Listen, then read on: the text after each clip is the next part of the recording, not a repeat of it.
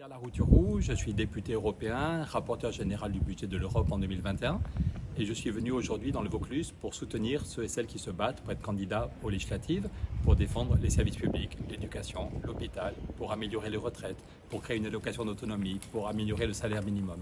Et en particulier, dans la 4e circonscription du Vaucluse, j'aimerais que Monia soit élue députée. Elle se bat depuis des années pour défendre les salariés, pour lutter contre la précarité. Je suis persuadé qu'elle sera une très bonne députée. Il y en a qui se disent à quoi ça sert d'aller voter puisque Emmanuel Macron a été élu pour 5 ans. Et c'est vrai que Macron a été élu pendant 5 ans. Mais la question est de savoir quelle politique on va mettre en place. Et ça, l'article 20 de la Constitution dit que la politique, ce n'est pas Emmanuel Macron, c'est le gouvernement qui a une majorité à l'Assemblée. Donc si Monia est députée, comme Farid, comme Céline et comme d'autres, on peut avoir une majorité à l'Assemblée nationale et c'est nos idées qui seront mises en place. Dès cet été, c'est des choix très concrets. Est-ce qu'on baisse les retraites ou est-ce qu'au contraire on va annuler certaines réformes des retraites dangereuses et qu'on va créer 2 millions d'emplois? Si on gagne la majorité, on peut créer plus de 2 millions d'emplois.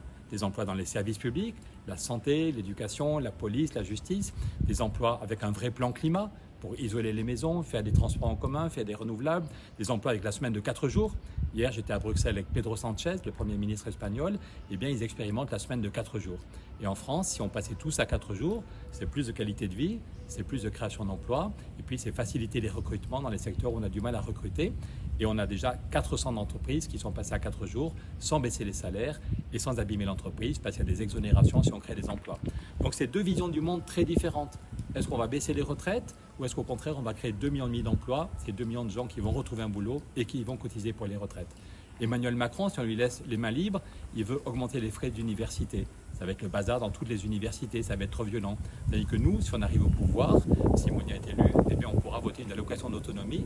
Au Danemark, tous les jeunes au Danemark ont 800 € par mois pour vivre. Et il y a de 18 à 25 ans, tous les jeunes reçoivent 800 € par mois. Et quand on a 800 € par mois, on est cool et on sait qu'on peut vivre dignement et qu'on peut se consacrer à ses études. Donc voilà un choix très différent.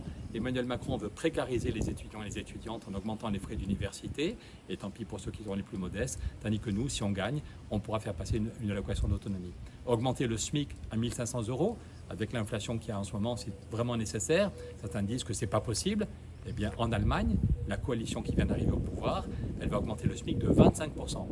Je répète, Deutsche Qualität, la coalition qui arrive en Allemagne, va augmenter le SMIC de plus 25% et personne ne dit que ce sont des bolcheviks. Au Portugal, il y a 5 familles politiques de gauche qui se sont mises ensemble. Elles ont augmenté le SMIC, augmenté les retraites. Pendant 2 ans, elles ont désobéi aux règles européennes, mais finalement, ça marche très bien et tout le monde les félicite. Donc je crois qu'il n'y a pas photo. Je n'ai peut-être pas lu les 650 propositions de la nouvelle Union populaire, mais je connais la seule proposition de Macron, baisser les retraites, et je crois qu'il n'y a pas photo, même si je ne suis pas d'accord à 100% avec chaque ligne du projet de la nouvelle Union populaire, il faut qu'elle gagne, et ça veut dire voter le 12 juin.